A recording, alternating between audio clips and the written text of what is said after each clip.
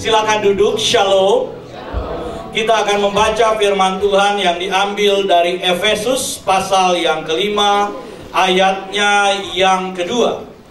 Efesus pasal yang kelima, ayatnya yang kedua. Kita akan baca sama-sama Efesus pasal yang kelima, ayat yang kedua. Demikian firman Tuhan. Kita baca sama-sama. 1, 2, 3.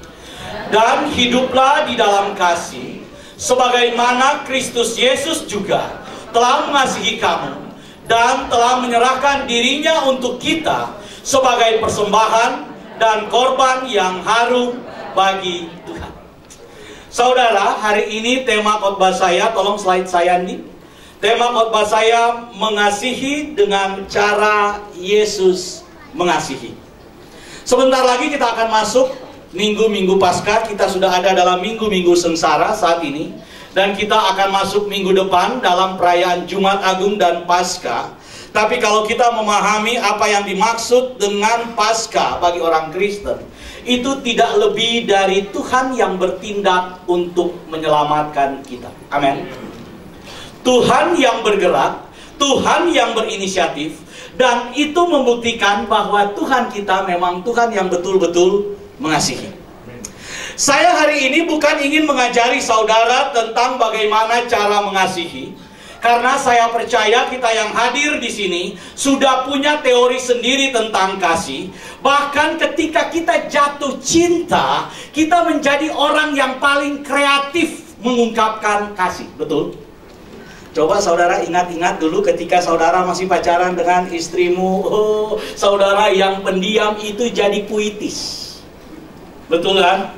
Dulu waktu saya masih pacaran saudara, itu saya memang senang baca ayat-ayat firman Tuhan, ayat-ayat Alkitab. Jadi ketika saya kirim surat buat pacar saya, karena dulu belum ada WA, jadi pakai surat saudara, pakai surat. Saya tulis dari Filemon pasal pertama ayat yang keempat. Aku selalu mengingat engkau di dalam doaku. Wah.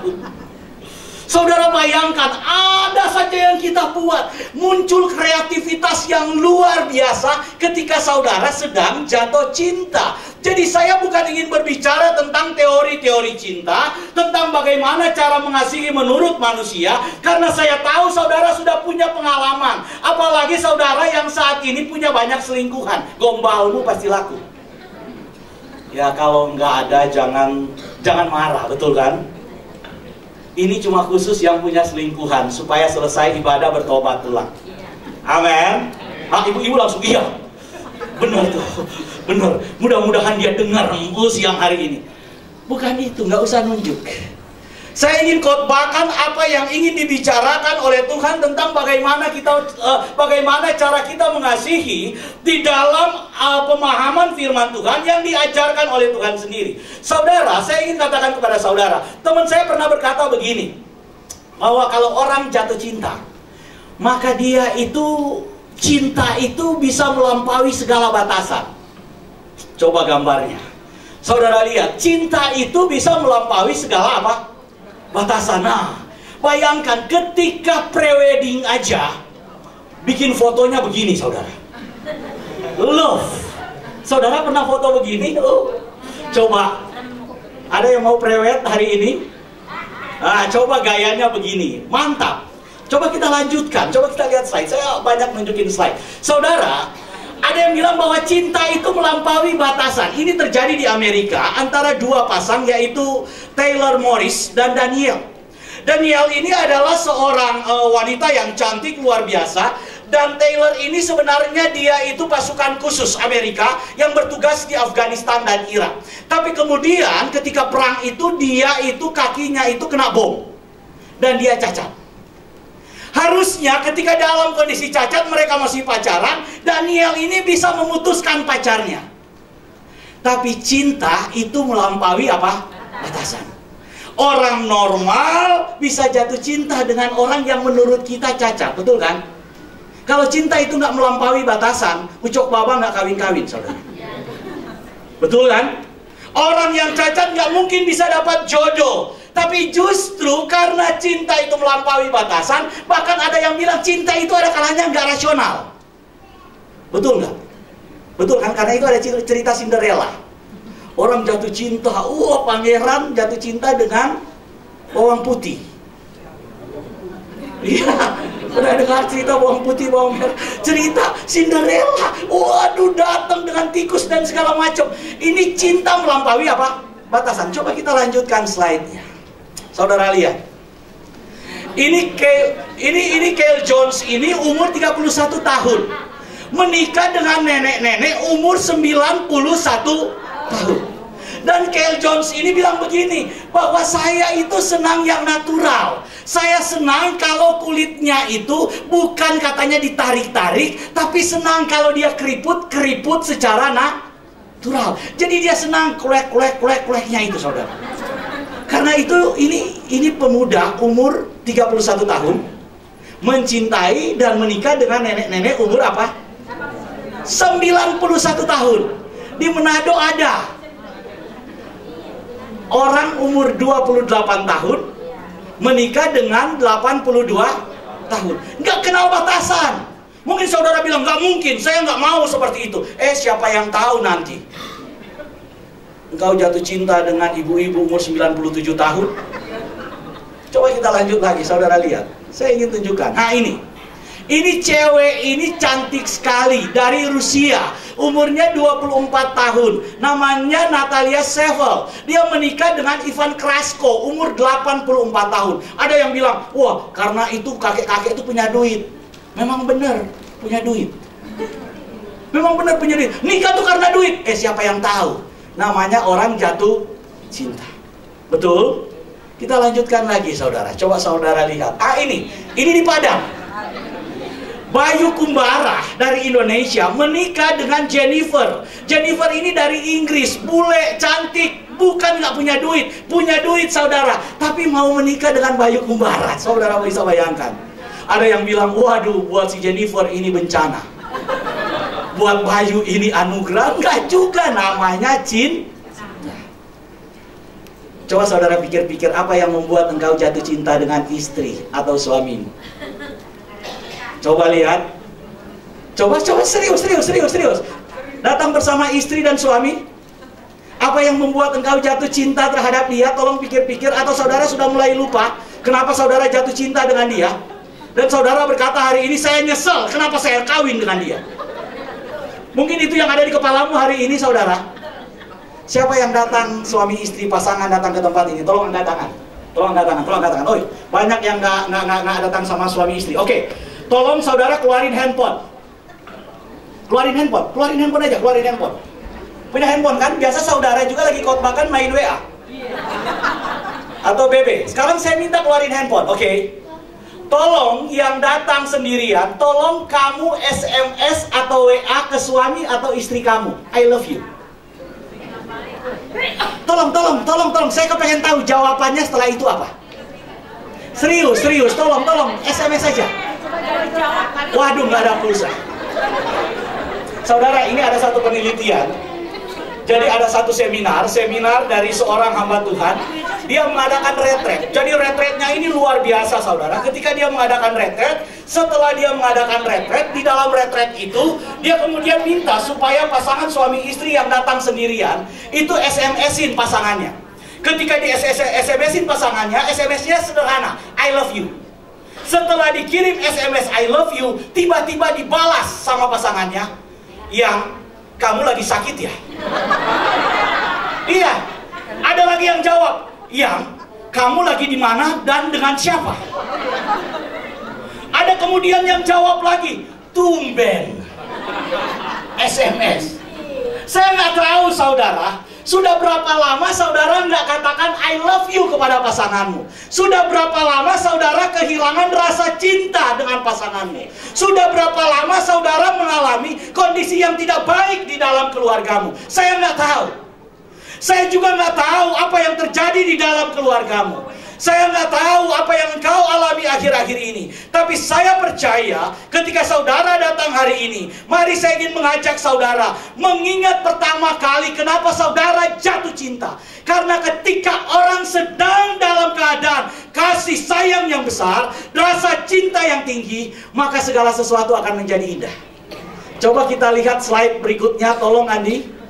Slide berikutnya, saudara perhatikan baik-baik. Lanjut. Mereka aja bisa jatuh cinta, saudara. Masa orang beneran itu nggak bisa jatuh cinta? Coba lanjut lagi nih. Tuh kan, sampai melongo kayak gitu. Lanjut lagi nih. Oh, ada yang jealous, ada yang marah. Lanjut lagi nih. Ini sampai begini, saudara bisa bayangkan? Coba lanjut nih. Siapa yang iri? Nggak ada yang iri.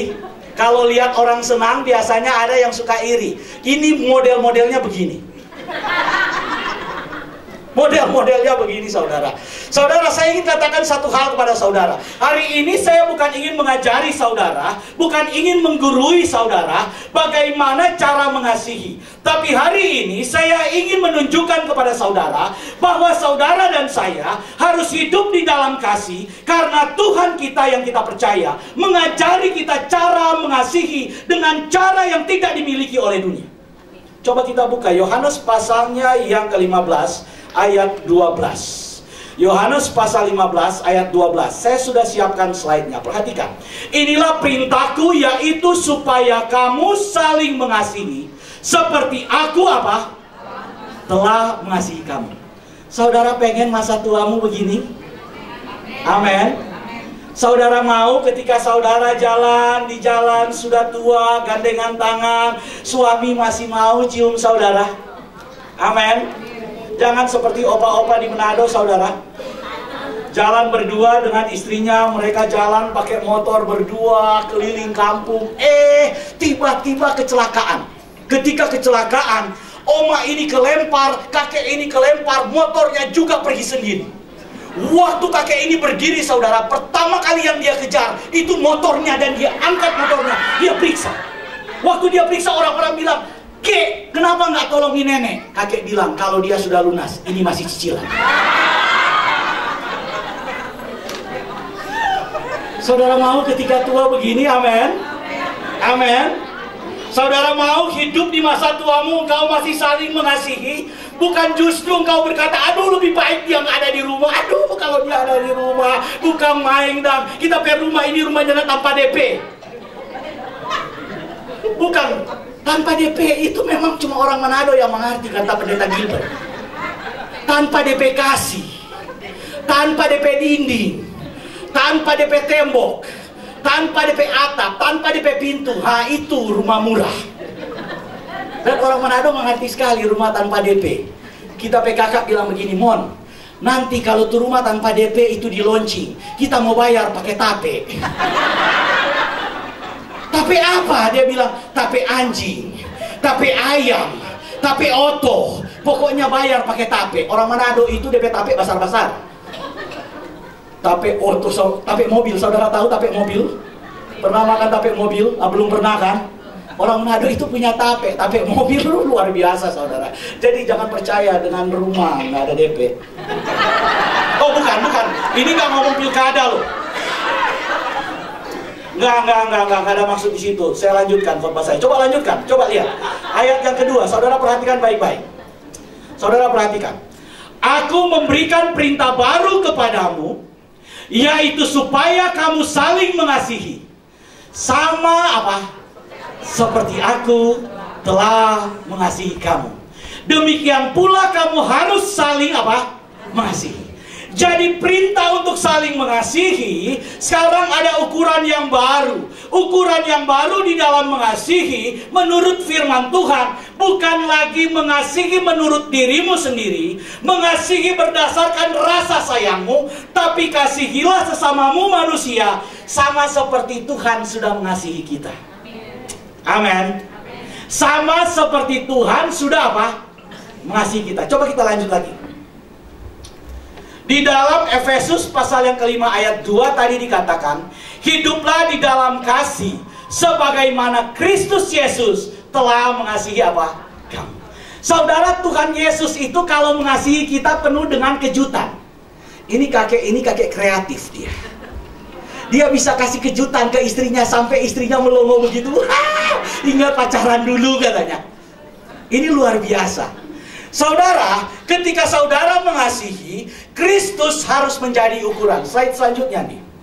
Kasih Kristus harus menjadi ukuran. Kasih Kristus harus menjadi standar. Kasih Kristus harus menjadi patokan. Kasih Kristus harus menjadi contoh. Dan kasih Kristus harus menjadi cara di dalam kita mengasihi.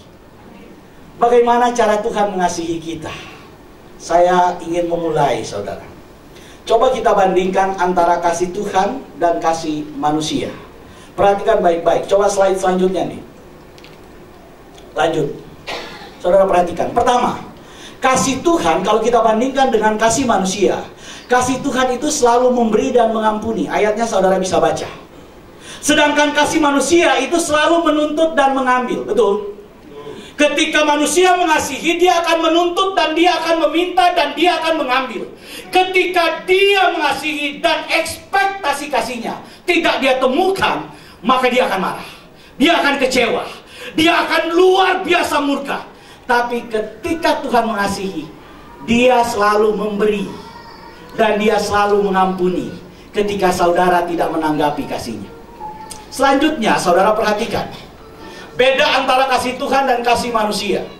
Lihat baik-baik. Kalau kasih Tuhan itu selalu menghidupkan. Slide selanjutnya nih.